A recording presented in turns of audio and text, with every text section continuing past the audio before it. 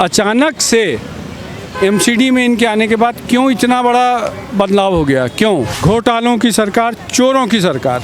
मोदी जी अभी विदेश से आए, उन अंग्रेजी नहीं जानते हैं। अरे आप तो हिंदी नहीं जानते हैं। अब मोदी जी नहीं आएंगे, हिंदुस्तान का दुर्भाग्य होगा। और शाम के बाद अभी भी जाके आप देख लीजिए कि उसमें स्मैक का, नशे का, वो सब का एक अड्डा बना।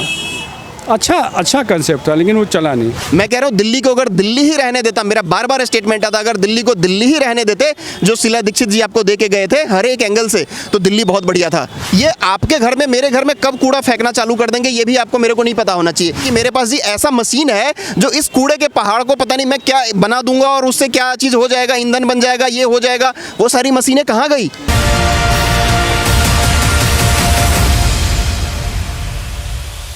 दिल्ली में जब से एमसीडी में केजरीवाल आए हैं, क्या लगता है बदलाव हो रहे हैं? क्योंकि जब चुनाव से पहले कहते थे दिल्ली को बीजेपी ने खोखला कर दिया।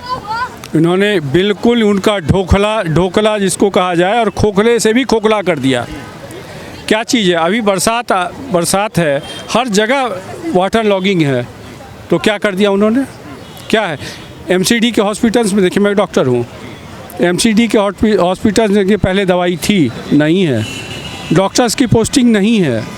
तो अचानक से एमसीडी में इनके आने के बाद क्यों इतना बड़ा बदलाव हो गया? क्यों?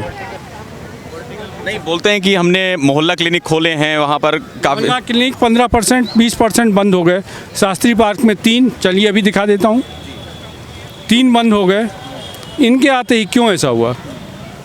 अब ये सवाल आपसे है, पूछिए ना। नहीं, वो तो बोलते हैं हमने स्वास्थ्य मॉडल के लेकर दिल्ली में चमका दिया है सब कुछ और बसें फ्री कर दी हैं, अपना मॉडल दिखाते हैं जिस तरीके से। जिसका स्वास्थ्य मंत्री जेल में हो, स्वास्थ्य मंत्री जेल में जिसका हो, वो स्वास्थ्य मॉडल चमकाएगा क्या? और यहाँ का नहीं, पंजाब का भी आप देख लीजिए। आप लोग यहाँ सड़क पर नहीं, ग्राउंड पे जाइए, देखिए कि वो क्या हो रहा है वहाँ पर। नहीं है। LNJP हॉस्पिटल में कल पानी भर गया है घुटने। ठीक है, ये कौन सा स्वास्थ्य मॉडल है? दिल्ली में एक चीज़ और, दवाई नहीं है हॉस्पिटलों में, बाहर से लिखा जाता है। माफिया जो है वो CT स्कैन, वो अल्ट्रासाउंड और भी चीज़ के लिए बाहर एम्बुलेंस खड़ी होती है और लेके जाती है। ये कौन सा स्वास्थ्य मॉडल है? और ये अभी शुरू हुआ है। दिल्ली में जब एमसीडी चुनाव आए थे तब एक मुद्दा बहुत उठा था कि कूड़े का पहाड़, की भारतीय जनता पार्टी ने कूड़े के पहाड़ पूरी दिल्ली में हर कोने में बड़े कूड़े को पहाड़ लगा दिए। लेकिन अभी कल जो देखा गया है, गाज़ियाबाद में इनके 9 डंपर पकड़े गए, जो पहाड़गंज का जो कूड़ा था वो सारा वहाँ पर पकड़ा गया है। उसकी एक वजह क्या है कि जो कूड़ा है उसकी नपाई होती है कैसे? जो यहाँ का कूड़ा निकला उसको नाप के ठेकेदार बेचता है, तो बाहर से आने लग गया कूड़ा दिल्ली में। ठीक है, एक भी कूड़े का पहाड़ ख़त्म नहीं हुआ। जहाँ विस्फोट हो रहा है, फलाना हो रहा है, तो हमसे ज़्यादा जानते हैं। क्या सवाल पूछ रहे हैं आप तो ज़्यादा जानते हैं उस चीज़ को। घोटालों की सरकार, चोरों की सरकार, समझे ना। और हर जगह क्या होता है कि मोदी जी अभी विदेश से आए, उन अंग्रेजी नहीं जानते हैं। अरे आप तो हिंदी नहीं जानते हैं। आप हिंदी नहीं जानते हैं। अरे अंग्रेजी बोली थी, वो अंग्रेज़ नहीं हैं। जो हिंदी वो बोलते हैं, जो संस्कृत वो बोलते हैं, जो भाषा बोलते हैं वो बोलते हैं। कोई सानी है क्या उसका? अच्छा, दूसरा, नीतीश जी चल रहे हैं सबको लेके गोदी में कि ये ऐसे। एक भी है क्या प्रधानमंत्री पद का उम्मीदवार विपक्ष का? बता दीजिए, एक भी। सवाल आपसे है, बताइए। बोले नीतीश जी हैं। नीतीश जी को बोलो कि मैं नहीं हूँ, वो खुद ही कह रहे मैं नहीं हूँ। राहुल जी हैं। नहीं, अब चेहरे की बात करिए आपने, तभी वो एकजुट हो रहे हैं, एकजुट होकर हराने की कोशिश कर रहे हैं। पीछे भी एकजुट हुए थे, तो चेहरा हो तब ना। जो नाम वही, बदनाम वही है। जिसका नाम वो ले रहे हैं बदनाम है। वो चोर जो घोटाले का सरदार कह रहा है कि बैठ करके उसको सलियत दे रहा है कि शादी कर लो तुम, हैं कि शादी तुम कर लो, तुम्हारी मम्मी कह रही है मैं बारात जाऊँगा, है ना। तो ये चोर चमार की बात करना ठीक नहीं है हम लोगों को। देखिए, एक व्यक्ति है, अगर 24 में मोदी जी नहीं आएंगे, हिंदुस्तान का दुर्भाग्य होगा।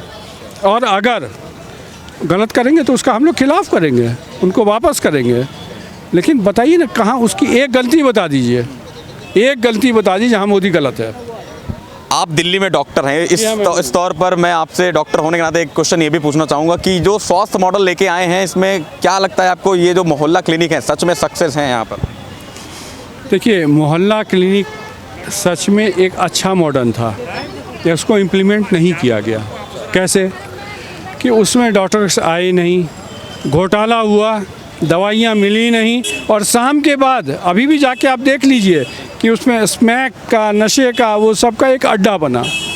अच्छा कंसेप्ट था, लेकिन वो चला नहीं, इम्प्लीमेंट ये नहीं कर पाए। मैक्सिमम काम जो ये लोग करते हैं ना, वो रात के अंधेरों में और चोरी छुपे ही करते हैं। अगर आप ये अभी जो अध्यादेश वाला मामला था, वो भी सेंट्रल गवर्नमेंट को एकदम से अचानक अध्यादेश इसलिए लाना पड़ा था उनको कि ये रात में जाकर के लॉक खोल करके और फाइलें इधर से उधर कर रहे थे। वही सेम कंडीशन ये कूड़ों के साथ कर रहे हैं।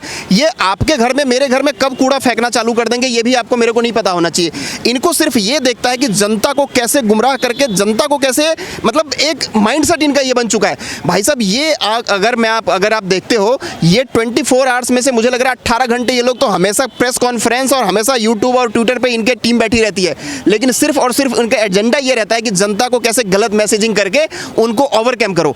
अरे इससे काम नहीं चलता है, आपको धरातल पे काम करना पड़ेगा, आपको जमीन पे काम करना पड़ेगा। अगर आपने कूड़े की पहाड़ हटाने की बात करी थी तो उसके लिए आपने ये बोला था कि मेरे पास जी ऐसा मशीन है जो इस कूड़े के पहाड़ को पता नहीं मैं क्या बना दूंगा और उससे क्या चीज़ हो जाएगा, ईंधन बन जाएगा, ये हो जाएगा। वो सारी मशीनें कहाँ गई?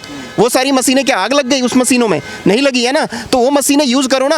अब आप उसको यूपी में फेंक रहे हो, कभी किसी और जगह फेंक रहे हो। हकीकत ये है, हमारे घर के तरफ चलो, जो कूड़ा पूरा साफ होता था, क्लीन होता था, आज वो कूड़ा वहाँ पे पड़ा हुआ है, कोई उठाने के लिए तैयार नहीं है।